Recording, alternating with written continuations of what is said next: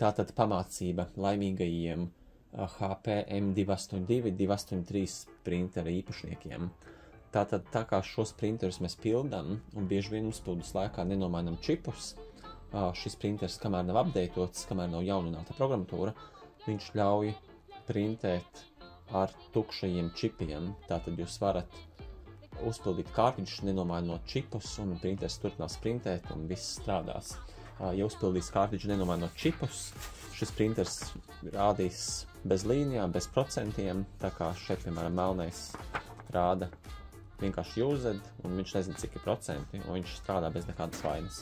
Ja jūs nezināt, kas ir čipi un precīzāka informācija, ielikšu linku uz citu video, noskatieties, bet pamācību šim, ja mēs uzpildām šo printeri čipus nenomainot, bieži vien printeris nenokalibrē kārtiņus un sanāk tā, ka viņam neprintē krāsas kā vajag. Dažreiz gadās, ka kaut kādi pleķīši ne tā printējās, dažreiz gadās kāda krāsa pārāk spilgta, pārāk koša, dažreiz gadās, kad ja tā košana pat kaut kas var sākt bišķi smērēt, un dažreiz palīdz tikai viena vienkārši lieta nokalibrēt krāsas. Un kā to izdarīt? Ieslēdzam printeri,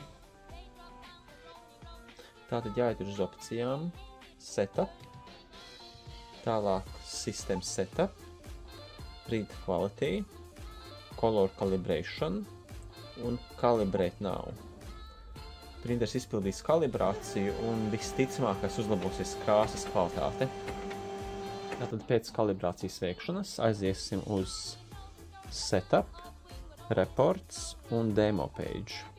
Izprintēsim šo pašu lapu, kuram ir problēmiņa. Un skatīsimies starpību.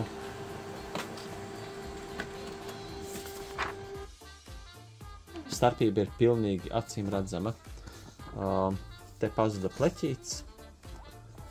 Un sarkanais, kur bija pārāk spilgts, pārāk daudz sarkanais, devās ārā tagad mazāk. Un printē daudz labāk. Krāsas ir pareizākas. Tātad vienkārši spiežiet kalibrēt kolorus, lai uzlabotu krāsas kvalitāti. Un nākiet pie mums uzpildīt kārtridžus www.abcservice.lv.